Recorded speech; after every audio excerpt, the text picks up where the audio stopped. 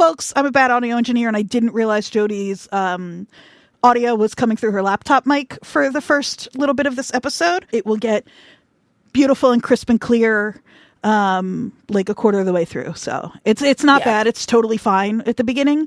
But if you are an eagle-eared listener, you will likely notice that. But don't you worry. Andrew's got it covered. That's right.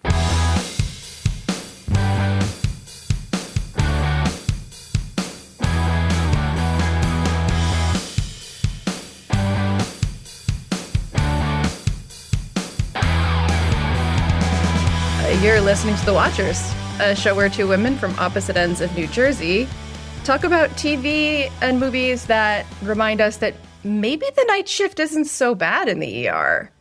Like, I kind of would rather show up at that hospital at like 3 a.m, I think. After all of would never have said that before. I know, but really, really thinking about it, like all of the major issues get kind of like at least tended to during the day, even if not fixed. It's like they have a plan. Like even if the computers had been down, like stayed down, they'd have that system that they'd had 10 hours or whatever to work through. And everyone's so much cooler. All the doctors on the night shift are chill and sexy. Yeah. Like it's just a chill, sexy vibe on the night shift. It's the Pitt after dark. I am so here for it. I'm Jodie. I'm Andrea. And it's 7 o'clock in the Pit. And shit is falling the fuck apart. As it has been, but... It's like Usher Raymond said, it's 7 o'clock on the dot. It's really, like, stark, the difference between the haggard, horribly distracted, exhausted, angry, depressed, suicidal day shift and fucking Crus Control. It's so fun. It's funny because, I mean, it's funny for a lot of reasons, but one is we've talked the last couple episodes about how difficult it's kind of been to be with these people. And like, it's almost like the show knew that we needed a little... oh, for sure. We needed like, not a break because these people are still around, but we needed to be put in less affected hands at the moment. Just really needed it.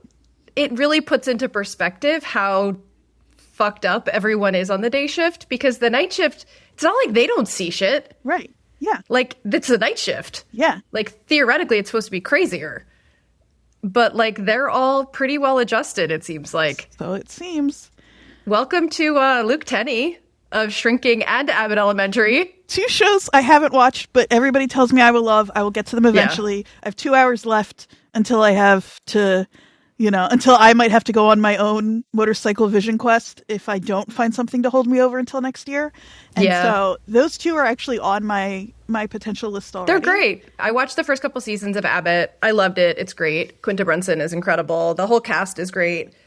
Shirley Ralph is a fucking legend. She's incredible on that show. She has this like recurring bit where she doesn't recognize like white actors. It's the funniest fucking show. It's great. I also know there's like a little bit of a Fall Out Boy. The It's Always Sunny crossover episode I know also features a Fall Out Boy bit, which is so. I mean, what am I doing, Jodie? And it takes place in Philly, and it's about education. Like it's your jam. Yeah. It's great. I did fall off after the last season. I think because they were putting it out in these weird sporadic chunks, and I kind of just lost track. I didn't know when there was a new episode. I'll catch up on it eventually.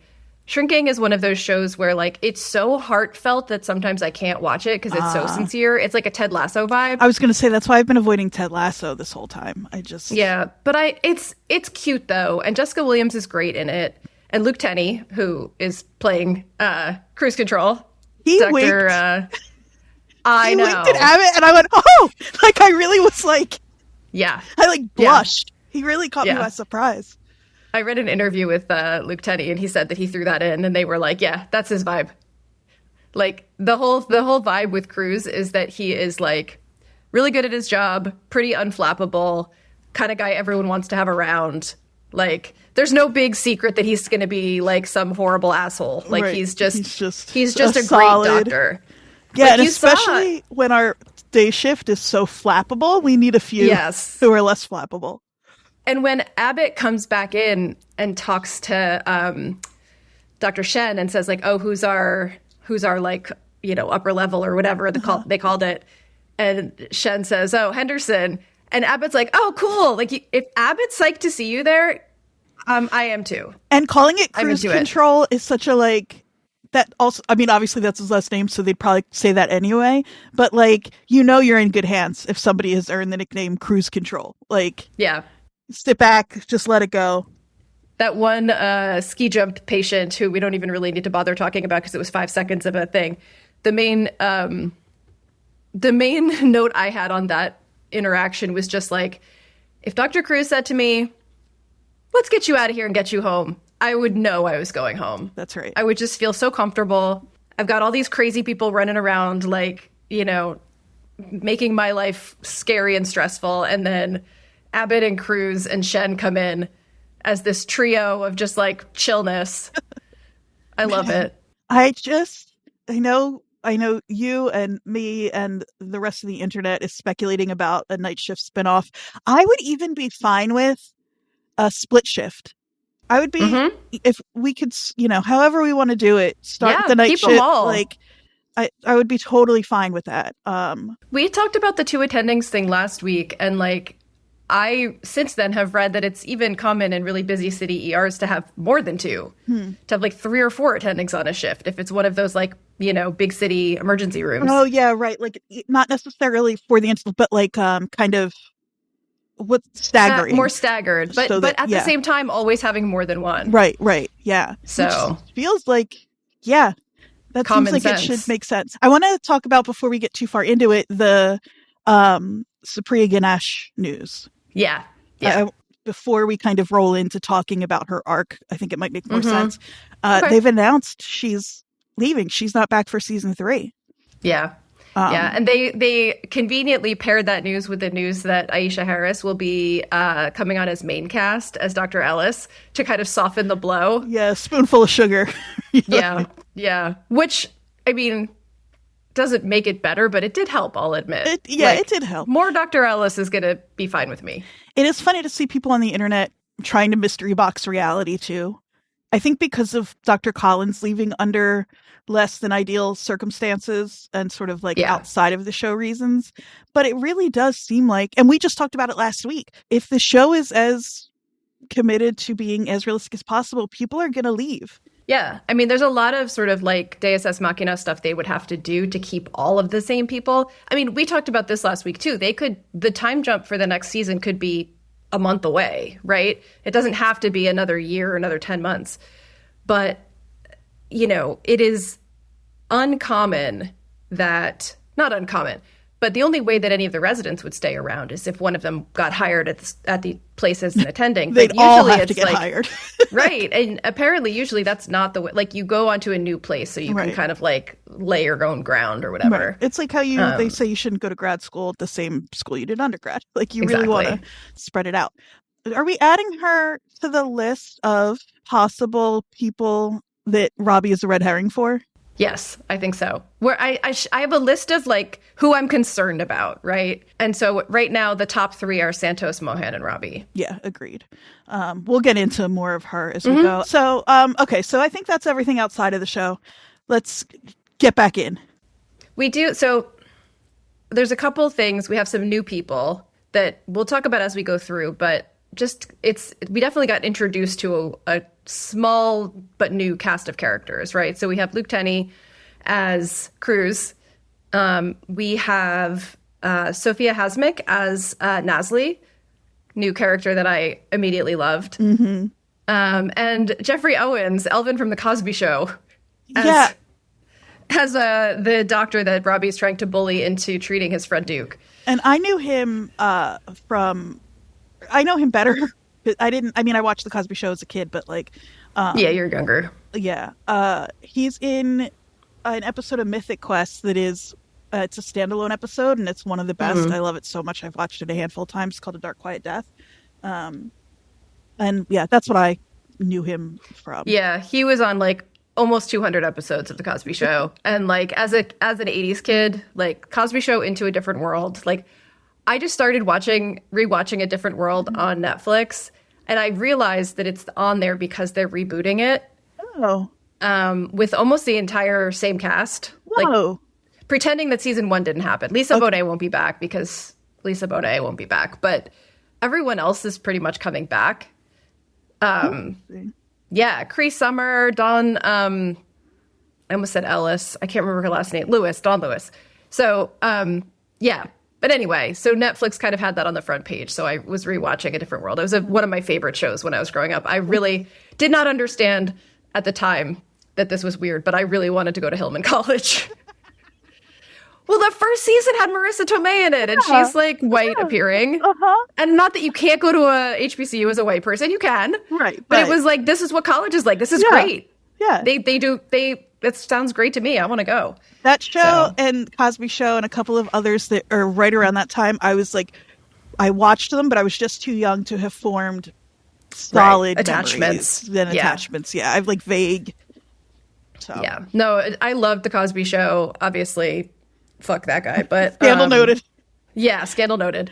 But A Different World was actually, I liked it more. I think because it gave me this vision of like what college could be like. That was the first time I'd seen it portrayed in a way where I was like, that looks great. Like they care about what they're doing. They're like, it was a more nuanced portrayal of what college life was like, even if it was not totally realistic, but like, it wasn't just about like dating and blah, blah, blah. Like it was Cosby Show adjacent. So there were lessons and all of that.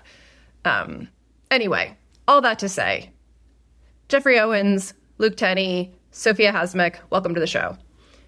You're great. And Mary McCormick from The West Wing. Okay, Mary McCormick from The West Wing, apparently. Also 6 episodes of X-Files. I got X-Files on the brain, Jodie. We'll talk about it later. Apparently 6 episodes of ER. When I read that she was guest starring, I auto-corrected in my brain Mary McDowell, who is President Roslin from Battlestar Galactica. And I had never been I really almost cried. And then I figured out, and I was like, I don't even know who Mary McCormick is, because I haven't watched any of those shows. She's great, though. I liked her immediately, of course. I did, too, yeah. You know why I liked her immediately? Why? Do you know where? Because she's competent? Well, and also, do you know where Mary... She's from Jersey? Plainfield. Shit! Yeah. I didn't know that. Amazing. Yep. Of course. She's no-nonsense smart lady. I was going to say, absolute Jersey vibes from the surgeon, at the very least. Oh, yeah. Somebody's got to do it. Somebody's got to come into work on the 4th of July. Yeah, and be ready to show these, like, kids, like, come on. And then if not, is not bothered. Just like, all right, fine. Don't fucking assist. What do I care? No, I loved her. I loved her immediately. Yeah, I'm happy with all of our new additions to the cast. I feel like we needed them. I'm happy they're there. I also just, while we're in this little section here of preamble, I was looking up the people who I didn't know as much about, sort of belatedly, some of our newer characters. And I looked up the actor that plays, what is her name? Nurse, the one that works with Duke, with the split dye hair. Oh, me too today. Vivi. Nurse Vivi. That's Nurse Vivi. She's from Rhode Island. Yeah, and also is a really cool musician. She's sung with like Macy Gray. She plays all sorts of instruments. She seems really cool. And I think that look is her look. Like I saw a bunch of pictures of her from before. They're like, yeah, keep the split dye. Oh, and she was on an episode of Dr. Odyssey. I thought that's where you were going. I forgot I noted that at the time or when I was looking it up, but I haven't. For all of my talk about Dr. Odyssey in the first couple weeks it came out, I did fall off. I will get back to it. I will not, most likely. We'll see. Eventually, we're going to do Joshua Jackson month. It's going to happen. Joshua Jackson, July of 2026. Let's cross that bridge when we get there. Christmas in July for me. Yeah, let's cross that bridge when we get there. Let's do our rounds first. Get in the comments if you want Joshua Jackson July. Okay, I'm cutting you off. We're doing our rounds. So I know it's the biggest case, but I think that because they start with Orlando, we should just talk about Orlando. I mean, again, it is sort of patient as lesson a little bit. I mean, not entirely. Like we have information about him from before, and we know the wife, and we know their story and all of that. But it is very much hey, did you know that people can have their Medicaid canceled because of clerical errors that aren't their fault, and then have to pay $400 a month for their child's life-saving asthma medication? PSA. Wait, are we talking about Orlando or The asthma kid. Oh, I'm so sorry. The asthma kid, I got confused. I tied them together. Yeah, they're both the same thing. Yeah. Because they're both insurance lessons. Well, so that's keep what, that in. Like, that's, No, that's what, it's funny that you said that, because I was about to say, well, we get the Medicaid lesson from, and the thing about Orlando, I mean, there are a few things, but about that case is, even if, you know, there is some ambiguity there. At the very least, there's enough for Robbie. Right. We get a little more. Yeah, I mean, I agree, but that's where Robbie's head is at. Yeah. So just to clarify what we're talking about, because I think we're both a little ADHD right now. So Orlando now qualifies for Medicaid because he is probably permanently disabled. And so we have the insensitivity of Noelle coming in to give that news to Mrs. Diaz. Nuts. Yeah, it's not surprising though. I mean, those I mean, her social delivery. workers. Oh yeah, but they're so rushed. Like, they have to. And she really was, I think, trying to kind of take one worry off the plate for her, because that was such a focus last time. But like, the fact that you have to be basically permanently disabled to get like your healthcare covered is, I think, it was another one of those, like, waiting for Robbie to turn to camera and be like, the more you know. Exactly. You know? But I think that kind of, those in-between people are maybe less obvious to people who haven't dealt with this kind of thing, where it's like, oh, I didn't, like, you can be just disabled enough to not be able to really work, but not enough. I mean, to be clear, like, for any of our listeners who, like Mel, didn't know that Symbicort costs $400 a month without insurance, like, come on, Mel. But literally, it happened to me. Like, I was disabled to the point where I couldn't work from chronic Lyme disease, and I could not get disability. And so I was thankfully on Obamacare, and that was covered. But I couldn't get disability because it was such a long process. And, thankfully for me, by the time I got denied, but if I had appealed and kept going with it, like, by the time I would have maybe gotten it, I was back to being able to work. But like, that's that's what they hope for. And I wasn't in a job that had like short-term disability or anything. Well, and a lot of people in that time are financially ruined and can't wait or exactly get on disability but can't do any. And then, if you're on disability, we could talk about this all day, but if you're on disability, like, you can't make money really to help supplement the tiny amount of money that disability gets you. So it's a trap. But I think the other reason we have Orlando is to push Mohan even more, right? Watching her just totally freeze up during this was so sad. Like, she was I was thinking back to her in season 1, and she was being picked on by Robbie for being slow, but she was confident in her skills. Yeah. She was like, yeah, I'm a little slow. I'm a good doctor, And she's been totally shaken by this day, maybe whatever happened before this day, but in a way that feels different. I think because she had that panic attack, but like it just feels more in her bones than some of the other people when they get shaken. Well, and I don't think that it was a coincidence that we had that patient in the hallway that she was doing the unnecessary testing on, who was talking to her about finding community and how that was the most important thing.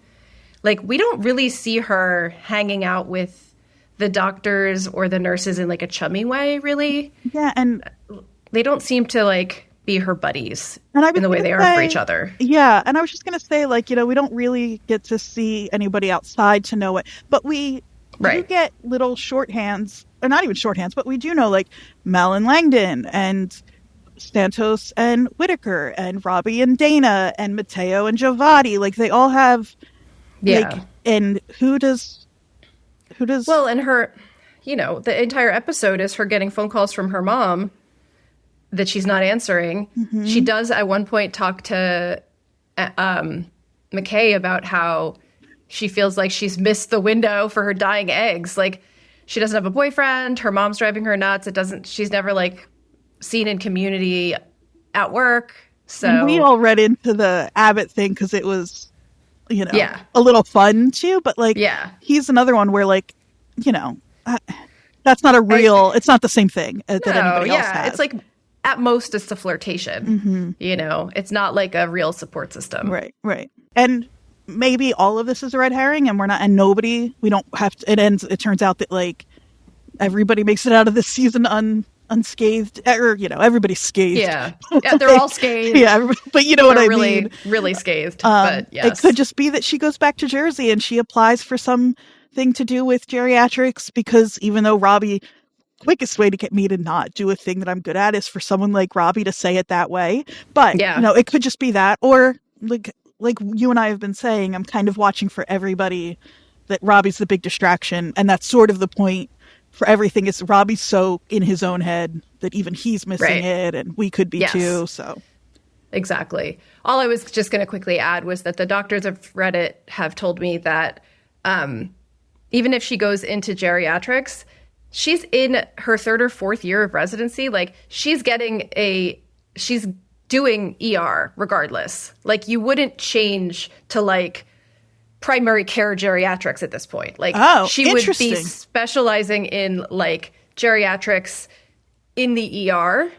And there aren't specific really, there's maybe a few geriatric focused ERs, but like she would still be an ER doctor. That is interesting. So, I didn't realize that. Yeah. I thought you got to year 4 and it's like, all right, now decide what's your thing. Well, so there was an amazing explainer from a doctor on Reddit about this process because, like, we kind of understand what's happening with the different levels, like residency versus medical student versus fellowship, but it was kind of confusing. Versus, Right. And so there was a great explainer from one of the the Reddit doctors, an actual doctor posting on Reddit. And it was so helpful to me. So I want to try to find it real quick because I think that I won't read the whole thing, but if I can just kind of summarize it, I think it'll help our conversation. All right. I'm just going to do a quick search. Mohan Geriatrics. See if I can find that. Mohan and the Geriatric Fellowship. Is this it? Cool band name. Yeah. We've been Mohan and the Geriatric Fellowship. We got t-shirts in the back. Oh, God. Well, this isn't the same person, but this talks about the Mohan part. It says she specializes in emergency medicine, which is what she's going to be qualified to practice after her residency. The fellowship, geriatrics fellowship, possibly, is a further refinement of her emergency medicine specialty, specifically that she has an added focus on geriatric patients in the scope of emergency medicine. Her doing a geriatrics fellowship does not at all preclude her from working in the ED.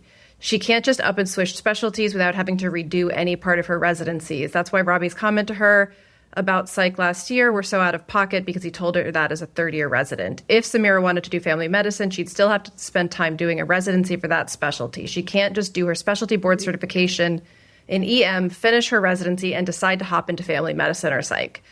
So this isn't the explainer that I found. That was more about like all the different levels, but that makes sense. Yes. And exactly. As soon as you hear it broken down like that. So it's also interesting that she's so, this season, she shredded the radiology application.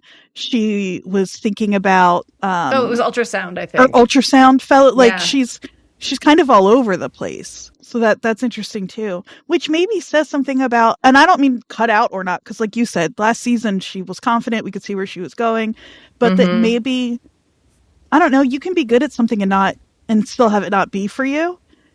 And the fact that she is sort of all over the place and, maybe this really isn't where she should be. And not in the way that Robbie is being about it, but... This one is adjacent to what I just read, but this doctor said, real life ER doctor here, fellowships have many flavors. Some set you up to continue working in an ER as your primary clinical location, but may allow you to split that time with something else. For example, I'm currently completing a fellowship in emergency medical services, EMS, It trains me to be a medical director for fire or ambulance services and to respond to emergencies outside of the hospital.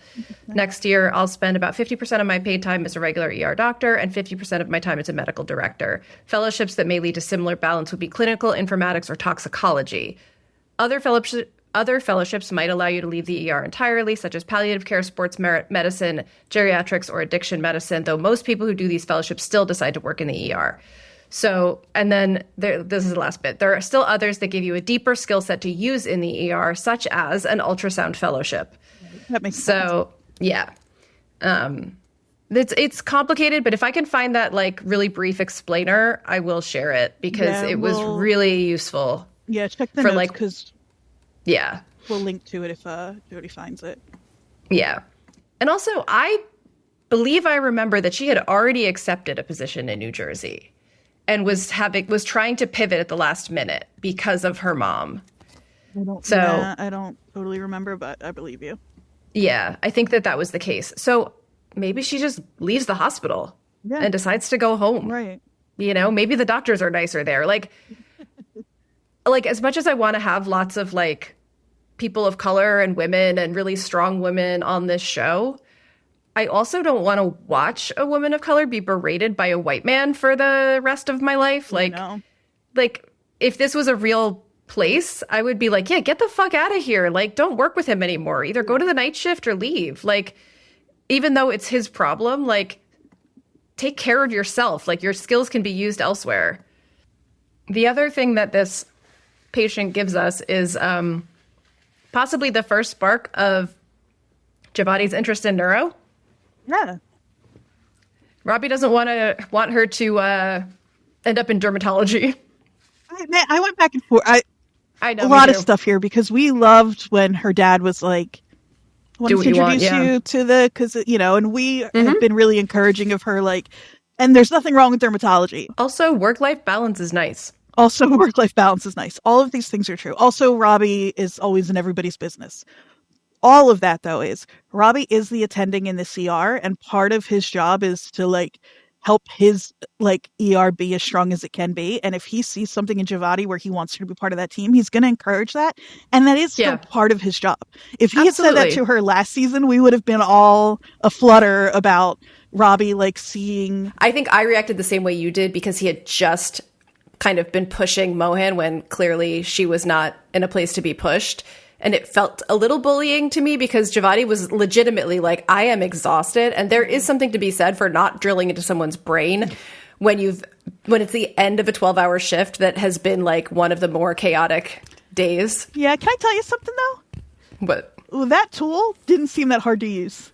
And like Dr. McCormick, Not Dr. McCormick, yeah. Linda, I don't know what her last name is. She's Linda in the show. When Dr. Linda says, like, it's got to stop on it, you can't drill too deep, I'm like, I could probably give it a whirl. I'd give that a spin. If I had to It did a little bit look like a child's drill. Yeah. It was just like, give it a spin till you can't spin no more. Yeah, like the kind you give a kid if you want them to, like, get used to playing around with tools but not give them an actual electric drill. Yeah, yes, exactly. Yeah. And you could see her being like, this is pretty cool, actually, you know, in the moment.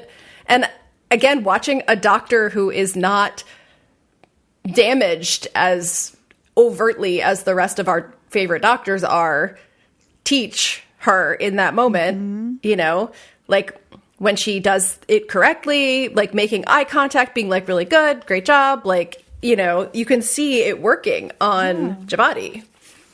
That being said, if she wants to go into dermatology, I support her, but I hope it's not because she feels like she's not cut out for something like neuro. Right. Well, and if there's one way to shut up a mom who is pressing you to, like, you know, not dumb it down and choose something she doesn't approve of, go into fucking neurosurgery. Yeah, hell yeah. Then she can't say shit to you. I love it. It's not brain surgery. Yeah, I know. The fun little line. It was good. I'm curious. We mentioned the Dr. Ellis, Dr. Mohan news.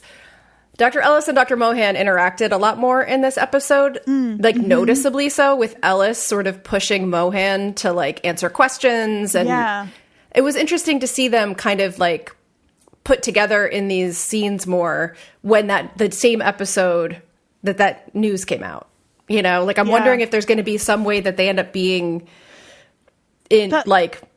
tied together at the end somehow, or I don't know. It's interesting. That's funny because I was sort of curious about the announcing that news when we still have 2 episodes left and what the timing was on that. But because it seems like it could be seen as a spoiler, like that something's going to happen to Mohan. We don't know that. Like she could just leave, but this is also fucking Robbie the gossip hanging out in the background being like, hey, I know that you're having like the worst day of your life and you had a panic attack and you keep like freezing up, and this patient that you tried to save and left against medical advice. But can you tell me about your time working with Dr. Al-Hashimi at the VA? It's not funny, but it really made me laugh when she thought that's why he was pulling her out. And she was like, I did everything. He's like, yeah, bet you did. Anyway, I don't care. Back to my thing. Right. Exactly. Oh my God. Not funny. He's just gotta put his nose in everywhere. But he's asking her about like lapses of attention, and she does mention the Baby Jane Doe moment from the beginning of the season.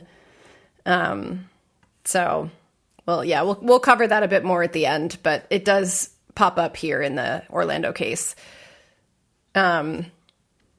We check back in briefly with Oliver, who had missed his dialysis appointment. I just noted here that Dr. Shen said, hit the call light and I'll come running. And I was like, I bet he will. He's got that Dunkin' in his veins. He's ready to go. He's fresh. He's just, he's really on top of everything. And I trust him. We have a bit more with Digby. Shout out to this actor getting paid for the whole season. Just hanging around. I hope they find a reason to bring him back every season. I love Digby. I knew because we looked him up, but it just didn't click with me because I haven't watched it since it aired. But he's Skinny Pete on Breaking Bad. Right. Yeah. And I forgot that Skinny Pete is one of the main... I was like, oh, that must be a character from a later season I don't remember. But he's the guy who's always like running around with Badger and Jesse in the first couple seasons, maybe just the first one.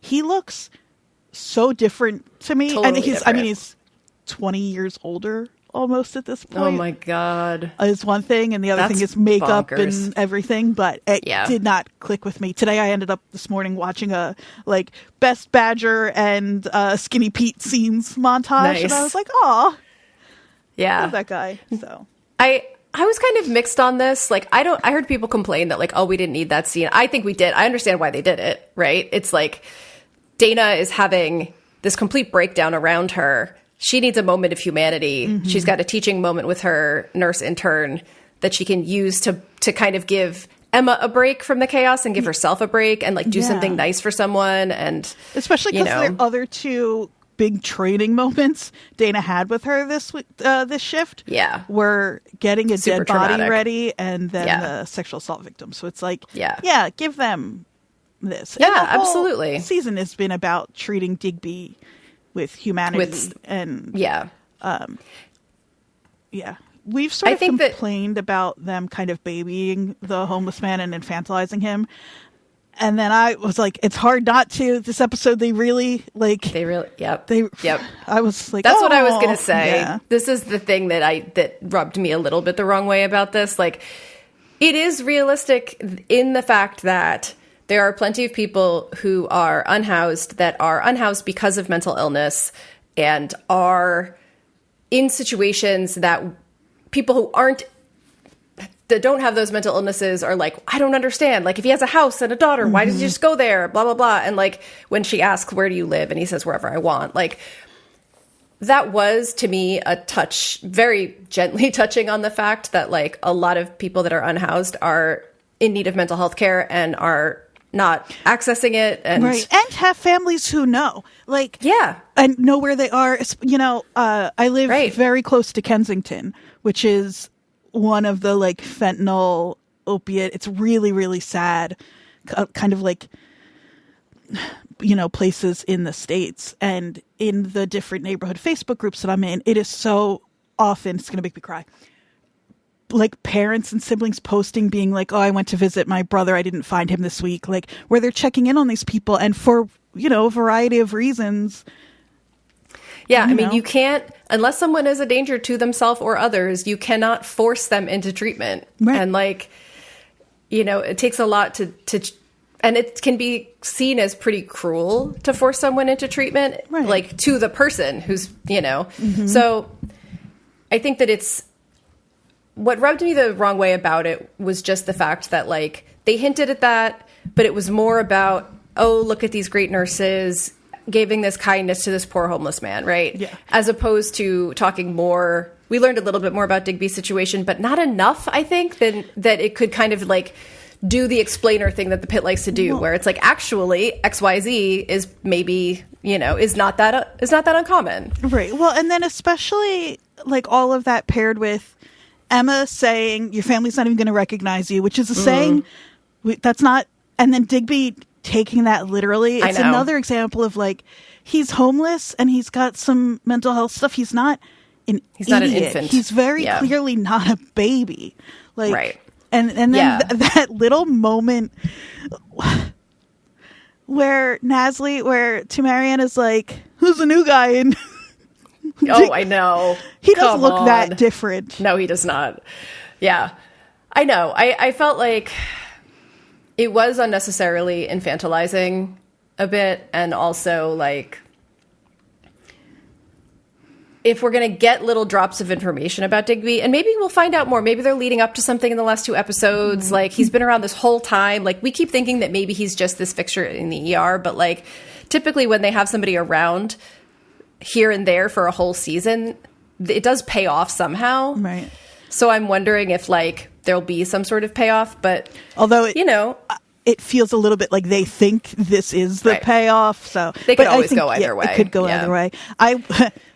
I kept thinking about every time I watched this scene when Emma says, did you dance with your daughter at her wedding? What if you said no? She'd be oh, I don't know what to tell you then, man. You're right. Yeah. You better hang out till your beard grows back because they're not going to be able to find you. Yeah, they'll never find you. I do like how, and again, it is a little bit infantilizing, but the fact that Digby is so observant of what's going on in the ER and he's talking to them about it, he says to Emma, how long have you been a nurse? And she laughs and says, this is my first day. And he says very sincerely, you're doing really good. Yeah. And she clearly needs to hear it. In that moment, it clearly means something to her. So I think I've totally come around on Emma. In the beginning, I was who is this airhead? I knew that she couldn't have actually been that much of a wide-eyed moron to get through nursing school. But they were portraying her a little bit daft. But I knew that we would get to a point where I really appreciated her. But she really weeks and weeks ago, I had watched an interview with the actor that plays her. I think her name's Letitia Holland. And she had mentioned how to her, part of Emma's day is realizing the state that Dana's in and being a little worried about Dana. And you can kind of see that here where Emma's let's go on the rounds. And Dana's okay.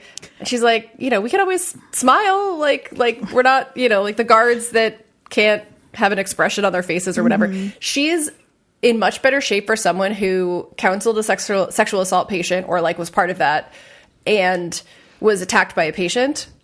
Oh, right. Also, I forgot about that when I was listing what Emma's dealt with today. She was also fully attacked. Yeah. Yeah.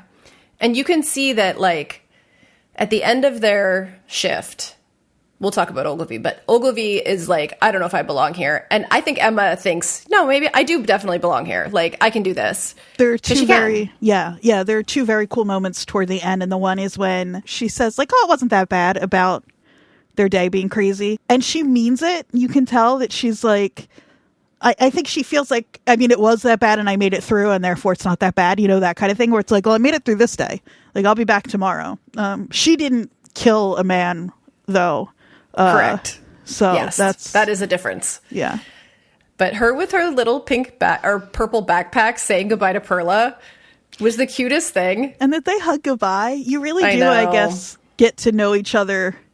Pretty quickly. Well, and it's Perla. Perla, to me, these days, the one person who can kind of do no wrong. she's lets herself have emotions, but she also is like tough and smart. And I don't know. I'm probably like putting her on a pedestal like I have with every other doctor and or nurse, and they've all been knocked off. But I really love Perla. She's doing great. Yeah. Technically, our next patient is Grady, our other Medicaid lesson. But also, I really like the actor playing this character. I thought that once he came back around, he like showed a little bit of personality, and I don't know, I liked his interaction with Langdon, like. Yeah, and his relationship with his mom felt really real. That little moment where he says language is such a cute, like, this is just like a mom and a son who you can tell have a good relationship, and I really liked that. Yeah, I did too. This is where Al-Hashmi freezes up again. But the main point of this to me was just the like, hey, did you know of it all? Yeah. The Al-Hashmi freezing up stuff. I know the two main possibilities that everybody's going with are absent seizures and or PTSD. Somebody on TikTok, I think, suggested she's being It Follows, which really made me laugh. But is it... I just can't tell with what's going on, especially with the way the show will do. Like, where I was like, it's not a mystery box show. We want it to be. But this is a little bit of a mystery in a show like this because she hasn't chosen to share with any of the other doctors yet, you know. And so I'm just wondering if how certain are you that it's going to be one of those two things? And do you have any other...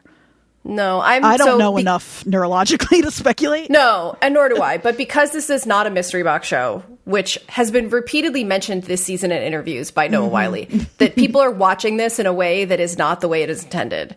I think it's absent seizures, and she's just not telling people because suddenly they've gotten worse due to the stress of a first day at a new job, or something along those lines. Like that, she calls her neurologist kind of in a panic because, to my mind, this is something that she thought was controlled enough to go back to work, and it has reappeared, and she is kind of taken aback. I like that, because then I might also be like, I might not share this with people because my hope is that I'm going to get it back under control before I have to really worry too much about it. Yeah, and that's why, to me, the fact that maybe she thought she had it under control and that it was cared for by a doctor, like she has to be cleared by a doctor to do that job, I would think, if she has a diagnosis that's on record, which clearly she does, and she's like making appointments with this doctor. Yeah. So it's not like she is hiding it from the higher ups. I can't imagine. Right. It's just that if you think it's something that's under control, you're not going to walk in on day one in a new ER where you're the attending taking over for this like rock star weirdo, like, you know, cowboy guy. Right. And be like, hey, by the way, this thing happens to me, but it doesn't happen anymore because I'm under control, blah, blah, blah. Like, it's not how you're going to start your day. Exactly. Right? And that really solves the issue I've been having this week thinking about this episode, which is like, so what's the deal with Al-Hashmi? Is she Robbie's right and she's got and something's wrong and she can't do the job? Like, that sucks. So that's why I was trying to think of like, is there something else going on? But if it's that right there where it's like, just give this lady a minute to get her shit under control. She got thrown into a crazy day at an ER that only has one attending on shift most of the time, and that attending is not at all trying to make her entrance better. Right. He's not trying to ease her in. He's not trying to give her the lay of the land. He's mad she's there in the first place. So and I love the idea of them being like, no, she's got some stuff going on, but she's going to handle it and she can do this job. And there's a chance that like one of the reasons we're seeing her kind of get so panicky about it is because if you think you have this under control and then it's triggered again when you're in this situation, it might be something that keeps her out of this line of work in the future if they can't get it under control. Right. So yeah, I don't think that it's some big conspiracy that she's hiding this from people. I think it's that why would you, in the middle of this shift or at the end of this shift where this doctor has talked down to you the entire day and he's like grilling you about what happened in the ER, she doesn't owe him shit. That's right. He's leaving. He's not her superior. They're equals. In fact, I hope there's a scene where Abbott goes over to say hi to her again because, he's intrigued. And she's like, I've had a really tough day. I've got these absence seizures. Right. And today was so stressful, it really kicked him off. But, I've got an appointment with my neurologist tomorrow, so I'm going to get it back under control. But I just wanted to let you know. And is, totally open about it with a normal... Well, not that Abbott's normal. He's got his own shit going on, but, But he's a bit more normal. So, that's my take on it. Who knows if I'm right or not. But it doesn't seem like, just from everything they've said about this show, the big conspiracy theories are always off because they're not what the show is doing in the first place. If there were any other, reasonable medical explanation, the Reddit doctors would have flagged another one for us. So I think it's, that seems to be the most likely. And so I trust it is. And I don't know how things like this get triggered, but if she was in a hospital that was in the middle of an attack, I think stress is one of them, because I think if you're somebody who has seizure, who is seizure prone, I think in general stress is a real trigger for that. But what could start it, I see, yeah. So how does one obtain this? Right. Could it be related? Is disorder? It right. Yeah. PTSD connected, and it's actually both of the two things, or I don't know. I just was curious to see if we could find out, I'm going to bet we'll get, if this is what it is, I'm going to bet we'll get a Al Hashmi direct to camera telling us how it happens. They'll let us know. Yeah, exactly. We can trust our educational programming to keep us in the loop. While we're talking about the not mystery boxness of the show, I just want to share my favorite thing that I came across on the internet this week. And it was from Reddit, which I know is your domain, but it's... You're allowed there too. It's DJ SU NYC or DJ Suni C on Reddit. Robbie is like if Jack Shepard from Lost ran an ER. And then... Osatola on Reddit said, he's totally, we have to go back as fuck. And it just... 100%. 100%. If Jack... Yes. He's a spinal surgeon. If Jack went to Pittsburgh instead of Lost Island, it would be the same thing. That's very much so the accurate. Spider-Man meme with the two of them. Yeah, that's really accurate. Mm-hmm. Mm-hmm. The internet, the Mayo Clinic tells me that absence seizures usually have genetic cause, which is interesting. Oh, interesting. Yeah. Anyway, moving on from that, the other thing that this patient, Grady, brings up for us is Langdon starting to have doubts about being back, and Mel being his emotional support doctor friend, which I absolutely love. This happens a little bit later, but Langdon is rushing to, or not even rushing to, he just makes a mistake. He makes an incorrect assumption of what to do next. He wants to intubate.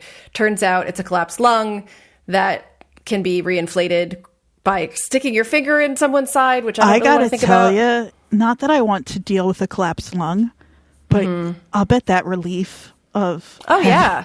His breath comes right back. That sound of it, it just... Yeah. That would fix me, But he's beating himself up for that mistake. But it's kind of that's why you never have just one doctor treating a critical patient. This stuff. And Dr. Shen didn't jump in either. That second time I watched it, I was watching everyone else as well to see if this was a mistake that was actually a really crazy mistake for Langdon to make. Dr. Shen's not saying anything when he says, oh, we'll have to intubate. He's just sitting there nodding. And then it happens that Dr. Crus, or Crus Control, sorry.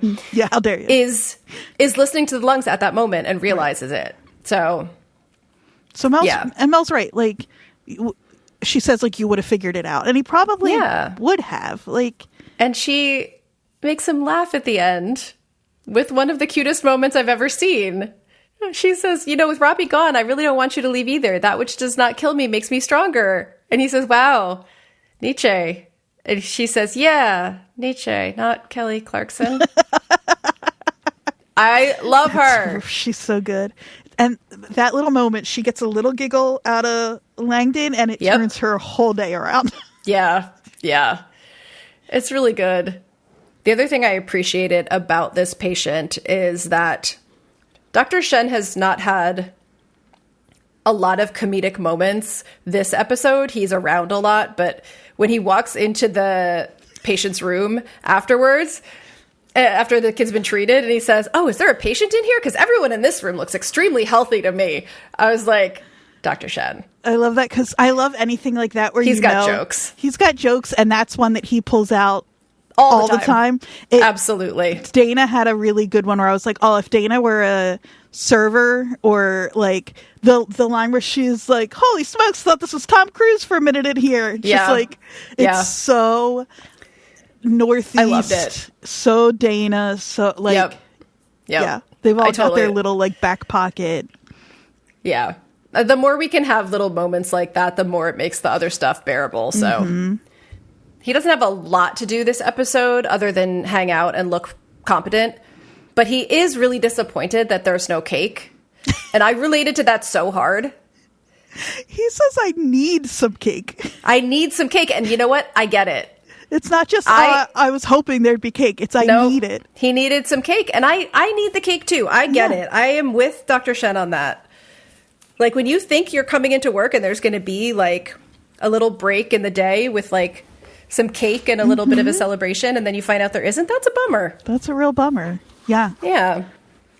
So that's Grady. I think Grady's going to be okay. Grady just needed his medication. Grady needed a better healthcare system in the country that he is in. And just another fun personal anecdote. When my mom moved to from New Hampshire to Rhode Island, she was on Medicaid in New Hampshire that has a tougher threshold to be on Medicaid, and we still could not get her established with Medicaid in Rhode Island for 9 months. So, yeah. We need these little PSAs for the rest of the world, but I am familiar with this problem. Other patients, who else do we want to check on? We have... Heat stroke mom. Heat stroke mom, there's not much to check on. She's just in the psych holding. Psych hold for her. I think... That's all we got. Yeah, with her and her son, I think, at this point for this season. Yeah. I don't know that. Well, you never know, but that's all we got for this episode. After that, we got a cameo by Noah Wiley's wife as Mrs. Davis. So funny. The really turmeric naturopath mom. Or not, she's not a naturopath. The, what do they call? I always forget. There's like a derogatory term for the... women who like only go to natural. Anyway, we don't need to have derogatory terms for women.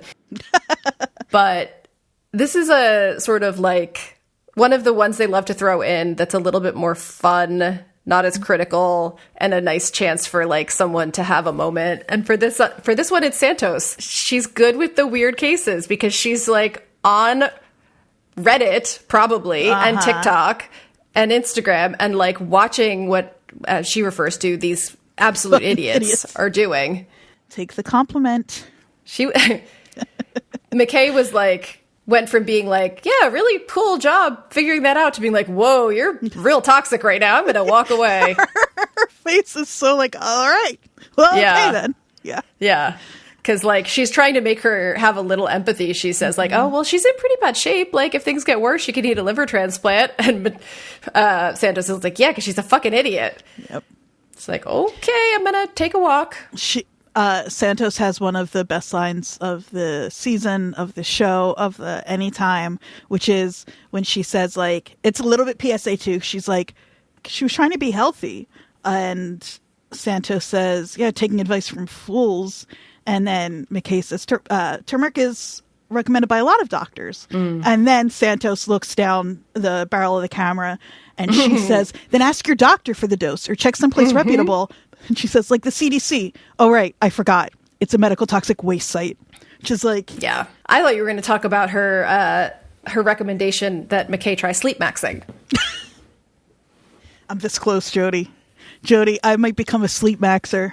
I'm not going to lie. I am close to this as well. I don't have the sleeping troubles you have at the moment, but like I've had really bad insomnia in the past. And like, I literally, when I was at the conference last week or the week before, I left my Bluetooth eye mask headphone thing in the hotel room and it was gone when I got back. and I have been without it for a week. Oh, no. I crashed with a friend in New York City this weekend. It was brutal. Like, I need a cold room. Mm-hmm. I need complete darkness. I need my eye mask with my Bluetooth headphones and a white noise machine. Like, I am doing this. I'm not mouth taping or any of that shit, but like, I'm ready to give it a shot. I know. I am close to this. I never heard the term sleep maxing until recently, but I have blackout curtains. It's the whole thing. I don't know if I say it on this podcast all the time. I probably do. Sleep is so important. Yeah, the most. It's the most important. Yeah. It's the only way you clean the literal sludge out of your brain. Mm-hmm. That's why my brain is so sludgy. We also can briefly mention a patient whose name I didn't catch, but I'm just referring to as Nose Girl. Oh, yeah. Because Whittaker pulls a pretty slick move. Yeah. With the metal, whatever that is, the back of the tweezers. Mm-hmm. And just like pops the magnet out of her nose, like click, click. Really satisfying. Everyone was really impressed, including me. Yeah, I know. Yeah. I loved it. Yeah, really good.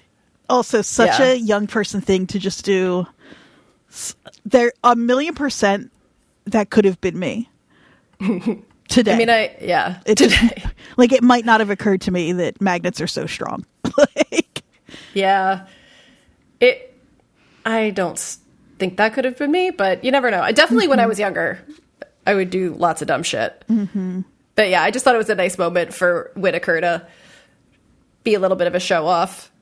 And also, I think there's a vibe with him and Nasli. I don't know if it's just because I think there's a vibe with everybody on this show, but I think there's a vibe. I felt they had a meet cute in the fucking hallway. It was a literal. They had a classic meet cute. Yes. They had a classic rom-com meet cute. So I'm on board. And she got to witness him being like a badass doctor. That's right. And if this were like rom-com on a college university, they would have accidentally swapped term papers, so they would have had to connect again later, like drop in the charts. And I think she also called him Dennis at one point. She does, because I saw somebody somewhere surprised to learn his first name. It's like, these people don't watch the show that already. The show the way we do. That is Dennis. We did know that, yes. But the fact that she refers to him by his first name was interesting to me. Yeah. After the meet cute, it's. We have talked so much about why everybody would be staying late this week or this shift, and it turns out it's just because they've got to catch up on charts for the most part. Mm-hmm.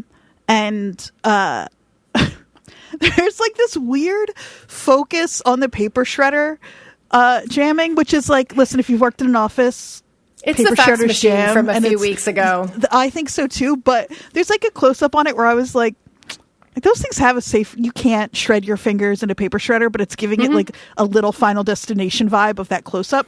But it has my favorite moment of the episode when Mel, because she's all happy now because, like we just said, she had a nice little moment with Langdon, and she's like, beep, beep, beep. And then kicks the shredder. Well, Whittaker tells her to give it a love tap, which made me laugh, first of all. Because she does. She pats the top of it like she's patting a child's head. Yeah, and then he's like, kick it. And she kicks it so hard. And Garen and Issa both break for a second. Yep. And it's so clear that it's a real break. And then I read a quote from one of the interviews that they said, yes, it was a break. But even if it's not, it's that little like moment in a really stressful day when something silly like that happens. Truly funny happens, and you get to release that little bit of tension. I watched it. I just like every time I watched this episode, I had to go back and watch that scene a couple of times because I loved it so much. Yeah, it was a Collider interview with Issa Briones where she said that because she hadn't seen the cut yet. She was like, wait, they used that cut because they did actually break. Because literally she kicked the shredder into Issa's leg. And Issa was still recovering from her emergency appendectomy. Oh my God. Like, you didn't hear that? She had to have an emergency appendectomy while they were filming. And Noah Wiley did it. And Noah Wiley did it. Yeah, no. But yeah, it was like not that long after. She was like, okay, God. You need to calm down. That's so funny. Yeah, apparently Taylor Dearden does a lot of improvising on set. Great. And usually they end up using it because she's quite funny. That's rules. Oh, I love the idea that the reason Mel is so funny is because Taylor's so funny and knows the ways that Mel can be funny. Like that every seems time like Mel, what it is. Yeah, every time Mel does something that makes me laugh, it feels very Mel. It doesn't just feel like, oh, that's an actor who really wanted to get a joke in. Yeah, no, absolutely. Yeah, that to me, I liked the kick and the laugh and the beep, beep, beep. Her tapping the top of the papers in the shredder like a child was hilarious to me. Whittaker just her little said, boop, boop, boop. Give it a love tap, so she did. Well, and it's another example of how these young people know nothing, because you cannot put fucking cardboard and 10 sheets of paper in any paper shredder, unless it's industrial. Like later on, fucking Monica, who we now hate, was like, I think it was, it was when Mohan was shredding her application. It was like 2 sheets of paper. And Monica was like, you're not putting multiple sheets in there, are you? And meanwhile, they're like shoving a desk drawer into it. They really just seem to make such a big deal about this paper shredder. I'm like, again, not to mystery box a paper shredder, but I'm like, is this Chekhov's paper shredder? Like, what could... I think it's just a fax machine. It's just another example of like the mundane annoyances. Annoyances, yeah. But for me, the conspiracy place my brain went to was like, they're accidentally shredding something that they shouldn't shred. That's what I mean. Like, I was wondering if there's something like that coming up or something. But I don't think so. Yeah, no. I think it's just that we needed a moment where a bunch of young people didn't understand how shredders worked. Mm-hmm. We do get an update on Jesse, who will be in a detention center for the entire weekend, 2 hours away. Robbie's going to let the attorneys know. Perla has a brother-in-law who's a cop, so she has the intel, which of course she does. Yeah, but I wondered how realistic that is. But. Well, so ICE has to work with local law enforcement. And so law enforcement would know at least the general procedures of what would be happening. He might not know, like, this specific person, but he would know if they got picked up in this area. Where they'd be, okay. Where they would go. That makes sense. Because they have to work with the local cops. Right. We get another Santos and Whittaker interaction about the house stuff. Oh, yeah. Which nothing new comes out of it, but the fact that they're bringing it up again just kind of is signaling that it's important. Santos asks if he's going to Amy's after work. And then, I think because she didn't say, no, please stay, he's kind of hedging. He's like, well, maybe I'm going to go watch Robbie's house. Yeah. Maybe I'm not. What do you want me to do? Like, just kind of trying to figure it out. He says, like, I mean, if I wanted, I could just check on Robbie's house once or twice a day. And she's like, why would you do that? And he's like, I don't know. Why not? Like, why not? Tell me that you need me around, woman. It's very Pacey and Joey tell me to stay. Mm-hmm. Yeah. He needs to buy her a wall. Yes, obviously. Or she I get needs that to reference buy, now. I love that. Or she needs to buy him a wall. Yeah. Who's the Pacey? Who's the Joey? Oh God, are we doing this? I'm always doing this. I know. It's not romantic, so I can't kind of. That's true, but sometimes platonic friendships need grand gestures too. That's true. That's true. And they are extremely important, more so sometimes than romantic. That's right. And I did. That's my PSA. And I have seen that wall in person. I know you have. A real pilgrimage for me. To the wall. I know. Yeah, those of you that don't know this about Andrea and were surprised that she visited where they were having their beer in the pit, she has visited other locations of television shows that she loves as well. It's really fun little, just to be there, I mean, highly recommend. Absolutely. I was a big, where did Kevin Smith film person. Exactly, yeah. It's so fun to be like, I know this from the TV. I just posted, if you don't follow us on Instagram, at WatchersPodNJ, I just posted a very short little video of the park when I was there in the winter. So you could check that out if you want. Anyway. Let's check in on Ogilvie before we go to our main concerns. Mm-hmm. So Ogilvie's had it. His day. He's very Whittaker season 1, but in this case, I don't know if he's going to rebound the way that Whittaker did. Whittaker's trying to do the Robbie, where he built him back up again. Yeah, not everybody's cut out for it. And also, nope. Ogilvie didn't grow up on a farm in the Midwest. So, I think Whittaker's a little more solid than Ogilvie, because he's probably had to deal with some pretty horrific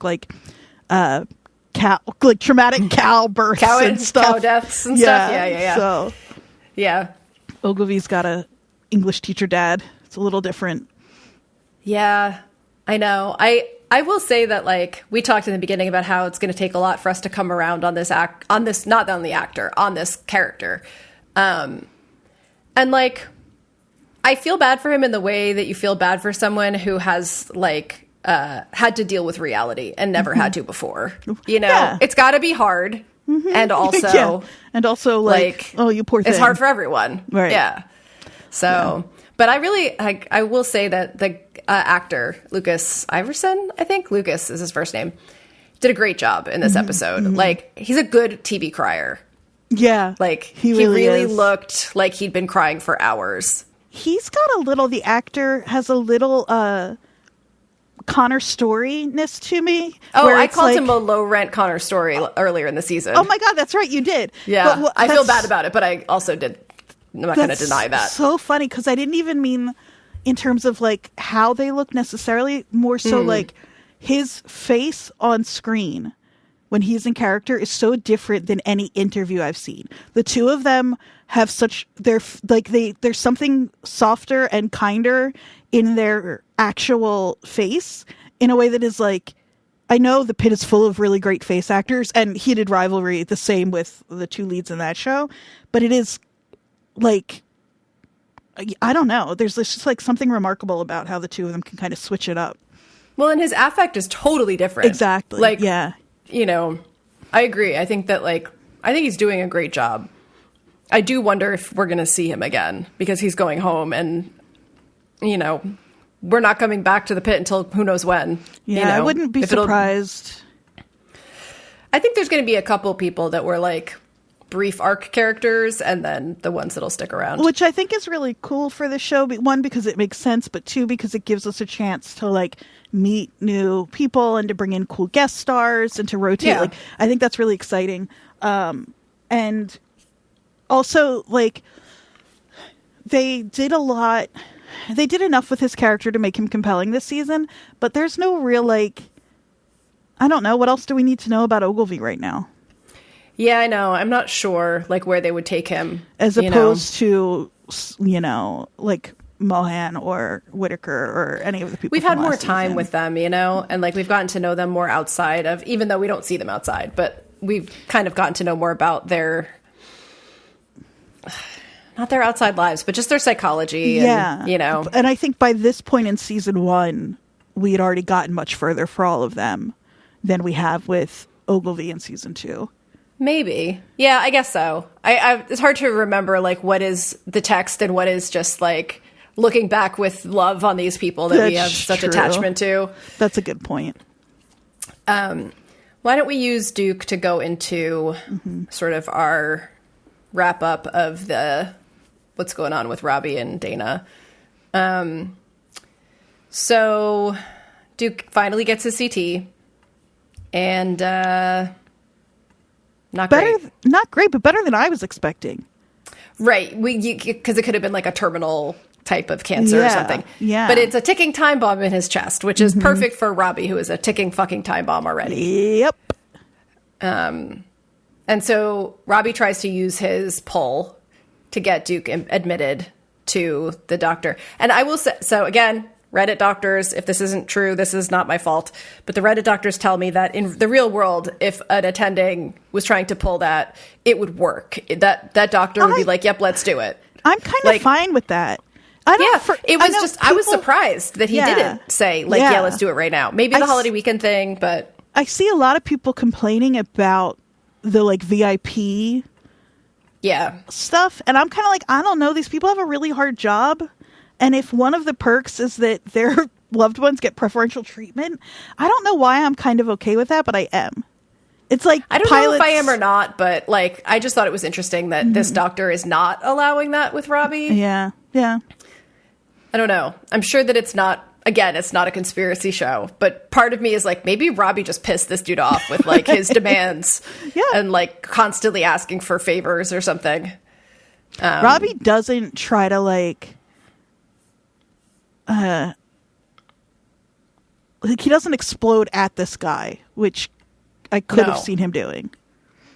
Well, it's a man in a position of power. That's a good point. Just saying. And Monica being an asshole to everybody except Robbie really pissed me off when she's like, I could go run and get the results for you, Dr. Rabinovich. I know. She's like, oh. Meanwhile, she's making faces behind the backs of every person of color. Right. Every young person and every person of color. Oh, yep. Hold on. Speaking of, Monica's so pissed that Dr. Al-Hashmi is speaking Armenian to Tumarian. I know. Hi, Al-Hashmi. Just assuming that Dr. Tumarian speaks Armenian is so funny to me. It's the way that she is like always pronouncing everybody's names in what she clearly thinks is the traditional way, even if we've never heard them say their name that way. So it really cracks me up because I just feel like I had a friend growing up. She's adopted. She was born in Korea. She does not speak Korean. And one of the things she would always like sort of complain about is Korean people just assuming that she speaks it. Yeah. Yeah. And it's like, you don't know Nasli Tumarian. You two aren't friends. Right. And I just imagine, I really would have loved if she were like, I don't know what the hell you're saying. Yeah. Yeah. But she does speak Armenian. So. Yep. So, yeah, the doctor is not having it. He's like, sorry, it's a holiday weekend. Like, we can get him in by next week. And Robbie's like, what happens if he, I guess it's an aneurysm. What happens if it goes bad in the meantime? And the guy's like, call 911. Like, but this also is like right after he's had a conversation with Noelle where she calls it his vision quest. And we get Abbott like making faces. First of all, best face of the episode, maybe best face of the season. Yeah. He's got a couple of good ones when they ask when he asks if they need an attending. Like, we've got Shen. He's like, what the fuck am I, chopped liver? It's like the face he makes. But then he makes another good one here. But why is he being the way he is about Robbie and Noelle? The way he like barrels through them to break up that hug is bitchy. I think he's just being like, this is the relationship he has with Robbie, where he's like constantly poking at him. I really think it's just like, oh, okay, so I see what you're doing over here. Like, and it really made me laugh. And then I think he's just messing with him. That middle finger that doesn't, everything about the two of them in that moment is so good. I know. But so when he sees the result of the CT, he does kind of explode and like slams his fist onto the counter of the nurse's station.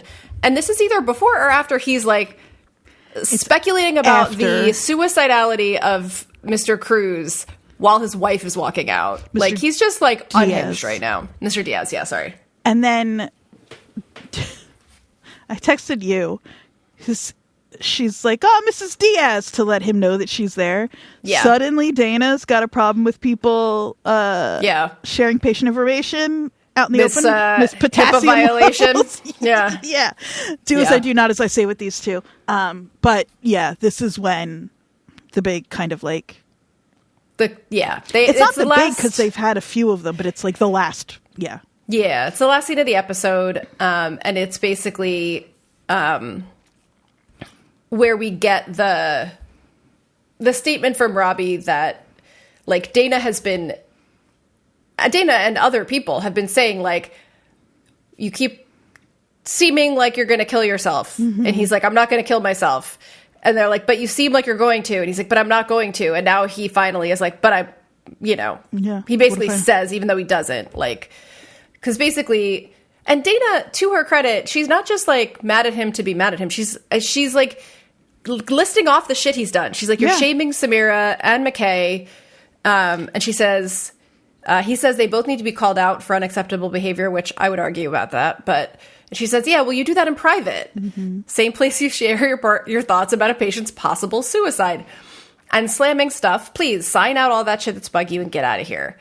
And he's giving her all these reasons he can't. We get the reveal that he had a mom, but she left. I thought that was a little awkwardly thrown in there. Like, we all assumed that Robbie had some shit happen in his childhood. It's a little, like if you're already feeling sorry for yourself. Yeah.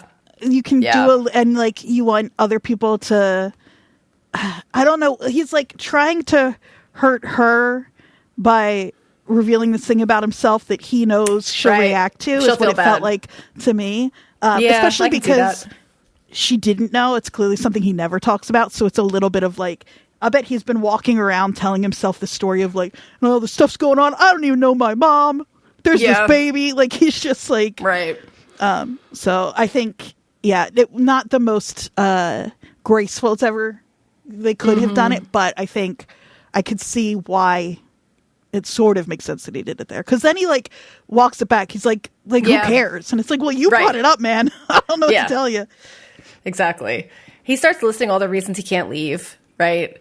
And it's so hollow. It's like, yeah, we know, but also you still can leave. Like, they keep telling you can go. He says, I don't know if Langdon's going to relapse. I don't know if Whitaker's going to be able to take care of my shit. I don't know if Javadi's going to give up on what she's good at, or if Samira's going to flame out. And she says, is there anything else? And he says, yeah, you. I don't know about you running around with a full syringe of Versed in your pocket.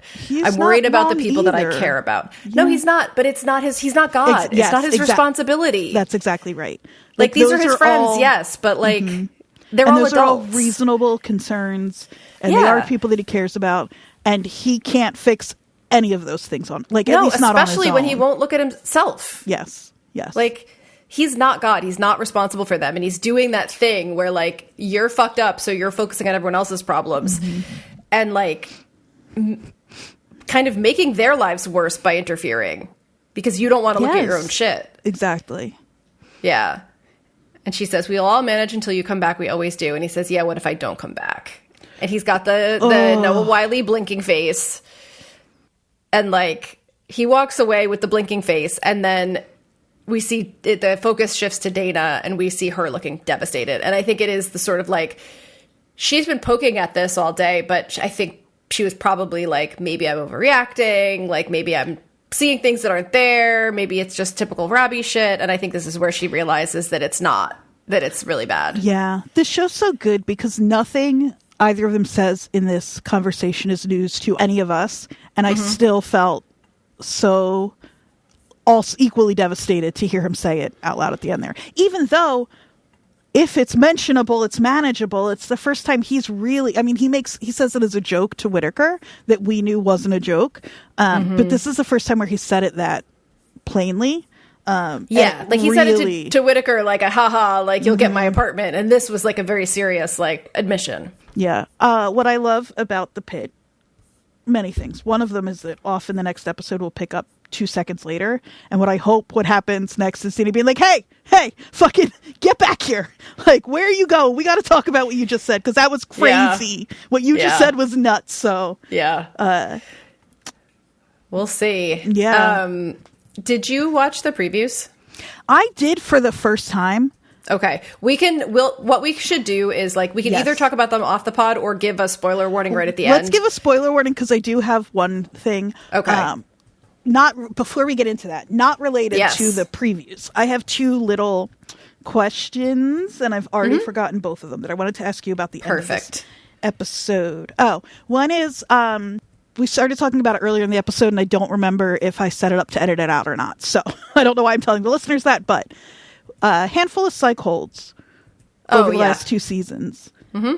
Is there a chance, especially now that he said that, and we know that, like, there's special kind of like procedures in place, for example, Langdon and his drug addiction is handled, and knowing that the medical world knows that medical professionals have really high rates of suicide, and we know that psychiatric holds happen. Is there a chance that now that he said that out loud and everybody knows that he gets held? There's a chance, but I think that basically what he said is still vague enough that it can be read as, what if I quit my job? That's what I'm wondering, because, like, if I went to a hospital and said that, they'd be like, yeah, maybe you don't come back. I don't know. But, like, because knowing that, like... I don't think it's far enough. I don't think that that's out of the question as a concept for the way this ends. But I think because, like you said, we've seen a bunch of that happening, like 72-hour holds and stuff. But I think if that is going to happen, we haven't had the triggering event yet. And then the other thing is I've somehow made it my job on this podcast to sometimes voice theories that I don't think are going to happen, but want to entertain as like not a mystery box show. I don't think we're, but if the furthest they could push something like this. And one of the theories I've seen kind of bandied about that I just haven't been able to buy into, but I've seen a lot of, that I've been like, why are people reading it this way, is Robbie's not suicidal. Robbie's going into treatment for something, and he just doesn't want to tell everybody. And I don't buy that. It doesn't make sense to me. It doesn't track with his behavior. Nothing does, except this week, I don't think that could be the case. And I don't think the theory I'm about to say is the case either. But if this theory were floated, I'd be like, oh, I could kind of see why people are sort of thinking that. The like active suicidality that we're reading is not quite exactly it. It's that, and this isn't the show for it. I just want to be very clear. I'm not buying into this, but is that he has something terminal. He knows that. And it's not that he's suicidal. It's that he wants it, like, he's going off kind of like the way, the family dog will go hide in a corner when it's dying.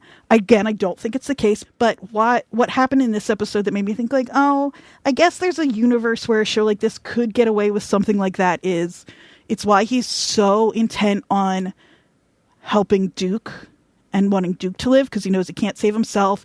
It's why he's so like, I want to leave, but I can't. He like does. But that's also the suicidality thing. Oh, 100%. I think it's the most obvious, but it's like, there's a version where it's like, yes, he is going off to kill himself, but it's not because of mental illness necessarily. It's like a dying with dignity on his own kind of. It's just not thing. The show we're watching. I know, but yeah. Yeah. Again, it's not. No, I know. I feel like that is just.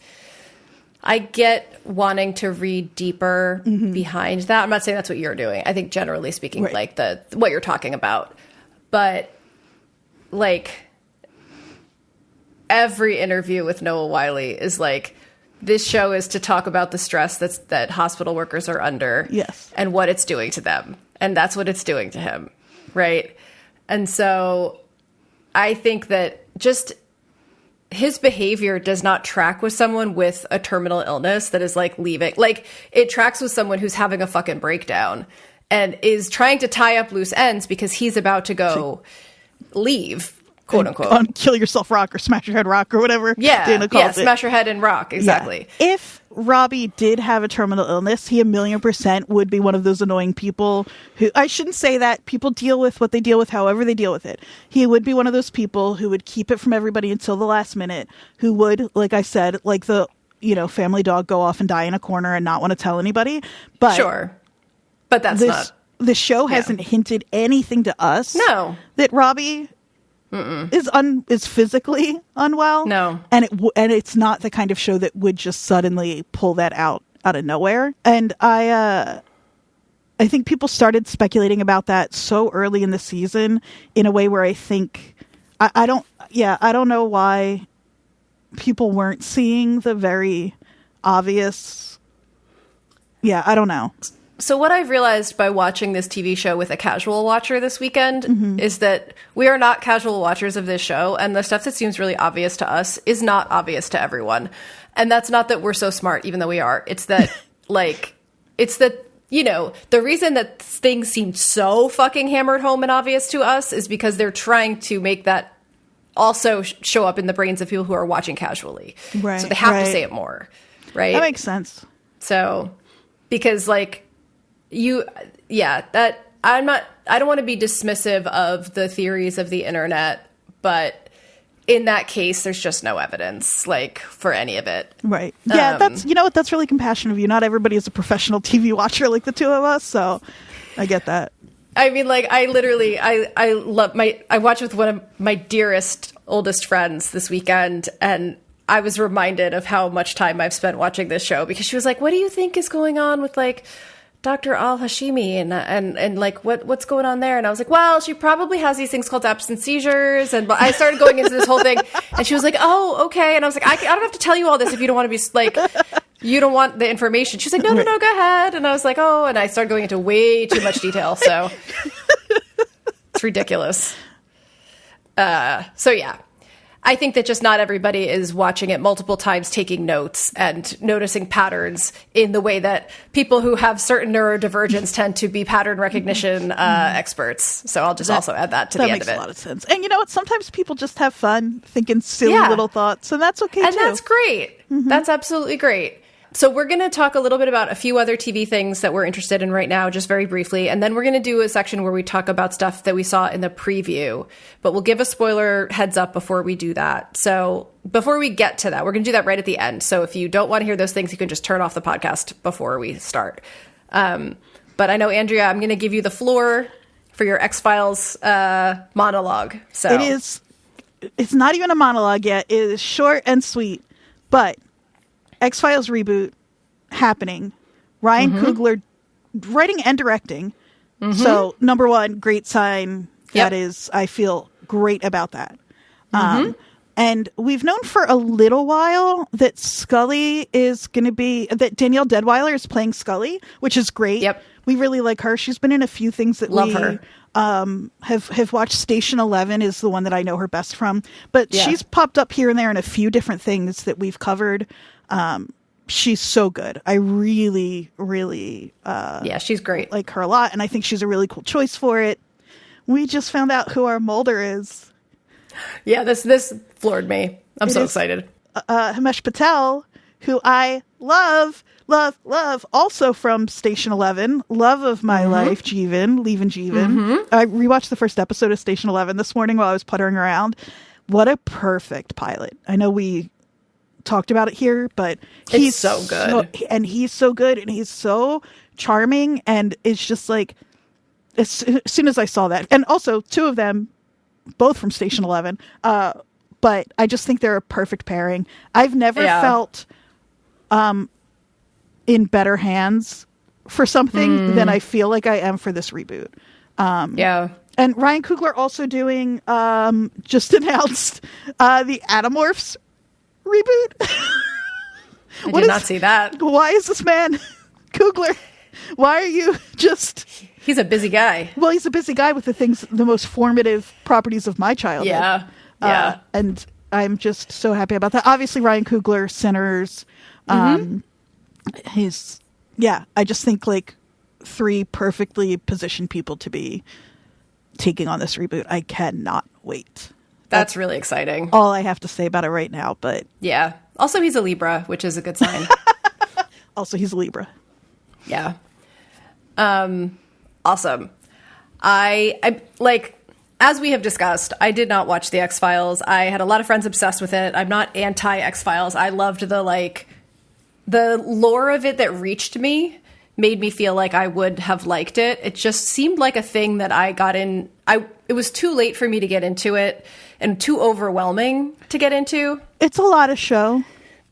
And also, sci-fi is not my first choice of watch, as we've discussed. Maybe when we're gearing up for the reboot to premiere, maybe we just do season 1 on the pod. And even if we don't do episode by episode, we do it in a chunk just to kind of set this stage. And I mean, I was going to say that like nothing has tempted me more than the idea of watching the reboot. Like, I am more tempted to watch the reboot than I am to watch the original because I love Danielle Deadwyler and I love Himesh Patel. And, like, also love Gillian Anderson and David Duchovny. But, like, there's so much there and it's past and it's, like, you know. So I think, we'll keep that as a little note on the corkboard. Yeah, I think, and this isn't just for you, but anybody, I think, watching that first season to have that as, like, because I just have a feeling there'll be a little more, you know what I mean, to get from, and then to not feel like, and then you have to go on and watch another 7 or whatever, 8 seasons of a show. We could also do a podcast where we listen to episodes of the X-Files files and then talk about those podcast episodes. Heartbreaking for me that he never finished that podcast. I love the X-Files files. Okay. Kamal Nanjiani's X-Files podcast, folks. Sorry. I just assume. Yeah. Yeah. Speaking, hey, what a transition, Andrea. Whoa. That was beautiful. Thank you so much. Well done. I did it on purpose. I know you did. Brought him up, but... Well, so the thing that I would like to just highlight briefly, this episode will come out in the next couple of days. So today's Sunday. We're recording a little late because I was away. But on the 9th, which is 6, 7, 8, 9, it's Thursday? There's no way to know for sure. No, I know. I could pull up my calendar. Yes. Thursday. Yeah.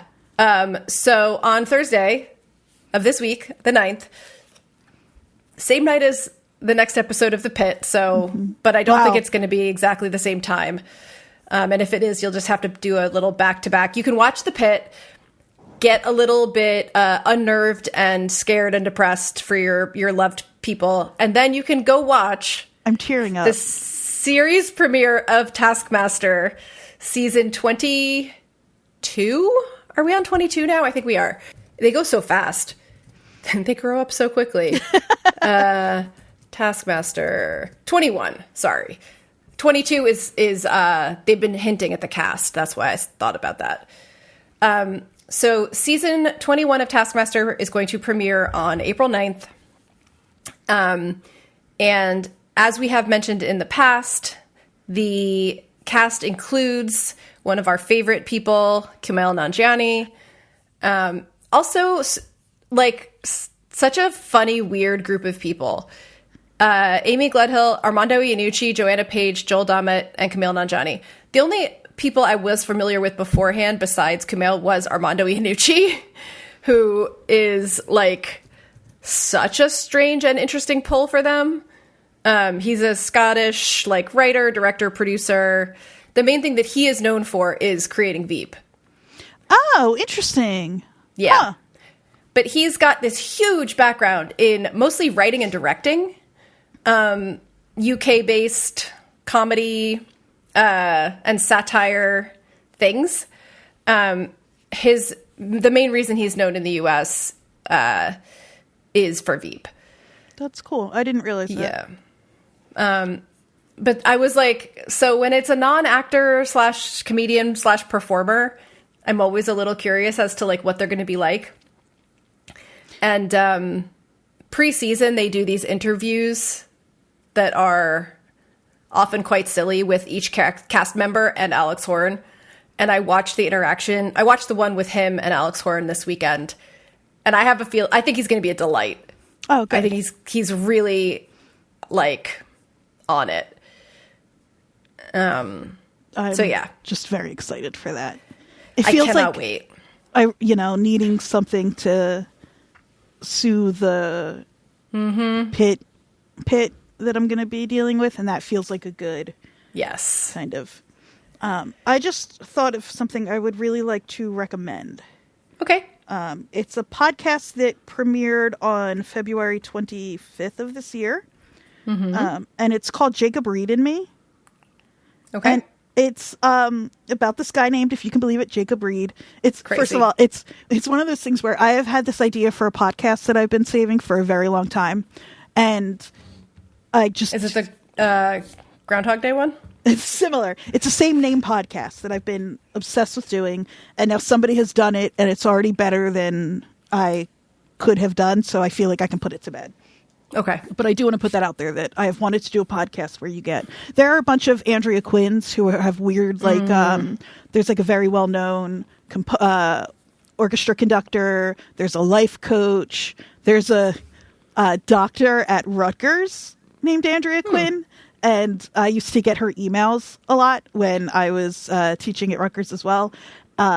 There's a handbag designer named Andrea Quinn. And my idea, anyway, the point is not to be talking about an idea I'm not going to do now, but I wanted to contact as many Andrea Quinns as possible, do a little mini season, and then have episodes where people with the same name, what Jacob Reed is doing. He has been as a little hobby as well, collecting other Jacob Reeds. But he's been way more extensive with it. For me, it's just notable Andrea Quinns. And he had apparently a spreadsheet of hundreds of Jacob Reeds. Wow. And now he has started tracking down these Jacob Reeds. Nice. And the first episode is him trying to find, it's a piece of hotel art signed by Jacob Reed. And so it's the episode of like trying to find this artist, and it's so good. Every episode, there are only 5 out so far, but every episode is great. It reminds me, if you were a Reply All listener, I was just gonna say, it sounds like a Reply All vein. It's got vibes. major Reply All vibes, big time. Yeah.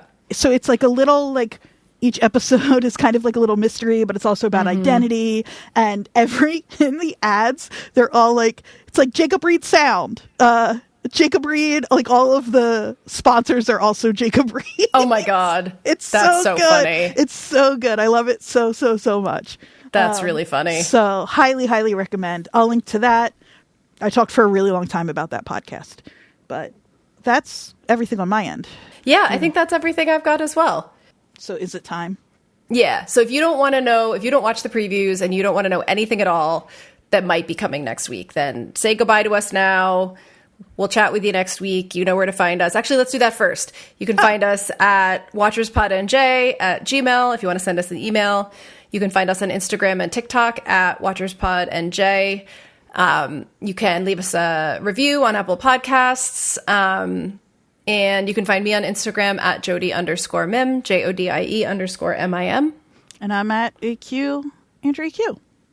Okay, so if you don't want to know anything about what's going on next week, time to end. And we'll give you a minute, and we'll see you next week. Okay. So, what part of the preview did you want to talk about? Just the part that somebody or something has clearly sabotaged Robbie's bike. Yep. Finally. Do you have any theories? So my first thought was obviously somebody sabotaged it, but also earlier in the season I said like it would be really funny if an ambulance like crashed into his bike. It still could be an accident. Yeah. Ogilvie like gets up to leave and like knocks it over because he's a klutz. That's what I want. Hold on. Forget my theory. Like he's just kind of he's upset. He's a little klutzy. He's gangly. He doesn't know where his arms are all the time. That's so funny. He's having a bad day. He knocks it over and then he runs away. Oh my God. Forget my theory. No, I want to know your theory, but I just want that to happen. Y'all know Murder on the Orient Express? Where are we going with this? Murder on the Orient Express. If you've never read it or watched any of the adaptations, I'm going to spoil it for you. It's Agatha Christie. It's a Poirot novel. We're trying to figure out who killed the main person. And guess what? Everybody is a suspect. Everybody's guilty. They're all in on it together. Okay. So you think it's a conspiracy? I think everybody poured a little bit of sugar in that gas tank. Or it's a little bit like, Death by Firing Squad. Everybody shoots, so we don't know. Because everybody has been outside or has been out of sight today. Abbott went upstairs for that quote unquote went upstairs, yeah, but learned nothing because Robbie's like, how'd it go? He's like, didn't tell us anything we don't know. It's like, well, then why did you have to have that meeting? Dana's been outside by that bike, smoking lots of cigarettes. Whitaker was out there with Ogilvie. I think they've all talked about it. They all know. Wow, is it funnier if they don't all know? I like it better that way, actually. That everybody has put a little sugar in that gas tank without consulting anybody else, so everybody's guilty. So in the preview, it kind of looked like the bike was knocked over. Yeah, so, but maybe no, it's definitely knocked over. Okay. Yeah, I mean, I think it would be. It's a fun guessing game that I also was playing. I think it's just as likely that it was an accident, and now it's going to throw a wrench in his plans. But there's another person that people have mentioned that they think could have done it that you haven't brought up yet. Duke? Yeah. Huh, yeah. That makes sense. Duke is worried about him. Duke keeps bringing up that he's worried about him. Duke is a motorcycle guy. And Duke will fix his bike later for him. Yeah, because he knows that he can. He can fuck it up and then fix it for him for free. Yeah. But he can stop him, And we do see in that same preview them talking outside with Robbie looking really upset. And so it could be after that conversation or because of that. It is one of two now. Now I want it to be Robbie getting all pissed off at everybody and all of them having to be like, yeah, I was going to do it. But like you said, either Ogilvie or an ambulance did it. So that it's like, yeah, you're right, man. We all were going to do it. But actually life just happened because that can also happen. And you parked your bike in a stupid ass spot because you think you're king shit. Like, that he is not getting on that bike. I was really surprised that they showed it. Yeah.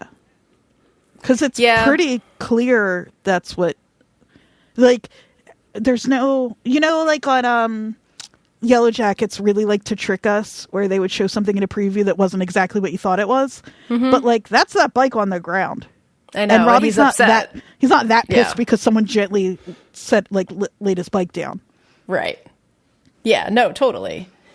I think that it's definitely a reveal, but there's still like, they have so many pathways still open to them. But I do think it's interesting that they were like, oh, we're just going to shut that one down. You know, he's not getting on the bike and riding off into the sunset.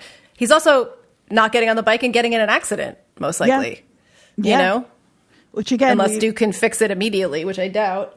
And just guy's got an aneurysm. This whole season, as we've talked about, has been like waiting for the fireworks to go off. Mm-hmm. And sometimes, the world doesn't. How does the world end? Not with a bang, but a whimper. There's a little bit of that maybe with this season. Totally. Yeah, absolutely. Yeah. What I wanted to do was note the order of things. Okay. Because they flipped it on us in the preview. But when Duke and Robbie are talking outside and having that emotional moment, and he says, what are you going to do? And Robbie says, ride. His bike's not knocked over yet. He's not going to say that if he can't ride. Mm-hmm. So I do think that leans toward a possible Duke. Duke seems too chill to knock over someone's bike. And also too respectful of the bike itself. But that's a good point, too. Now I feel like you're right. And so now I like the idea of them having that conversation. And while it's happening, either an ambulance or we've seen also last season, too. But this season, I think more than once, some patient come careening in, which makes more sense that maybe that would happen. Absolutely. I love that timing of Duke what are you going to do? Ride and then. Yeah, truck comes in with a patient in it. Mm-hmm. We also do see in that preview Dana basically saying to Abbott, like, can you at least try to convince him to come back in one piece? So there's a lot of they're planting a bunch of different seeds for this, like a lot of possible suspects, I guess. But I think it is more likely that it's something happens that is not somebody actually like sabotaging him. Yeah, now I have one more question with all of that in mind. You mentioning it's the penultimate episode. If we didn't know that, this would feel like finale stuff. Yeah. So... But that is the way the Pitt and many prestige shows are working nowadays. The penultimate episode is the big one. Yeah, and so it was with them last season. Yeah. I'm less and less convinced that the season ends with them all on the roof watching the fireworks together. I know. I don't think so. Bad as I need it. Maybe it could just be, it would be cute if it were like Whitaker and Santos up there. They're like the new... That would be cute. Like power friendship there and like kind of, that would be sweet. I would like that very much. Or I guess, but I don't think this one ends with everybody together. They still keep reminding us that Javadi's birthday. I don't know. There are like a few different ways, but all of that to say, I just wonder what gets set off in this episode. Yeah. Still got 2 hours left in our day. Yeah, and I do think that this next episode is shaping up to be sort of the big explosion, even if it's like a small interpersonal explosion versus like the last episode. Because again, as the season is, they're not going to give us a giant, well, actually I shouldn't say, I don't know. But the last season, if they're generally working in a similar way, ended with the sort of a conclusion of sorts, right? Not everything is concluded. Not everyone is okay, but it's like, we're not left on like, did this person like drive off a bridge, right? So they did tie it up in a way that would like hold us over till the next season. Yeah. You know what this allows for too, with all of that in mind, is the thing I keep saying is like, oh, what I really want to happen is whoever gets injured in whatever way they get injured happens that wakes Robbie up, whether it's Robbie himself, whether it's Santos, whether it's whatever. But then I keep saying, and what I want then is Robbie being the patient, having to deal with whatever it is, all of that. But how does that work if we know this is a show with a time jump? And it's like, well, if the big, whatever the, you know, the climax of this season, however large it is, whatever that ends up being happens in the penultimate episode. And then the last episode is us getting a little bit of that so that we can at least like anticipate, oh, this is probably what's going to happen. This is a trajectory for what's happening in the meantime until we rejoin them. Sure. That would be a way to do both. And then still, you know, I would be happy with something like that. Yeah. I mean, part of me thinks it's going to be like a mass intervention. Like they're all going to lock him in a room and be like, hey, asshole, like, you're not going anywhere. Like, just an hour of them all reading the letters they've been writing about how his behavior is affecting all of them in very specific ways.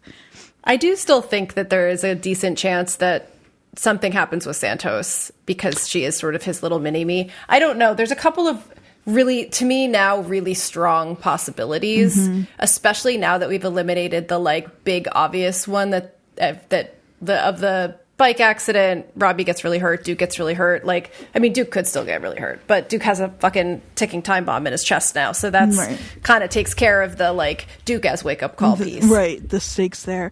Yeah. I try really hard to not metagame how I watch this show, but knowing that Spree Ganesh isn't coming back is another one where it's like, and we see how withdrawn and I'm not as inclined to predict things for this show because I feel like it's harder with this show because it isn't a mystery box show. They have like a goal in mind.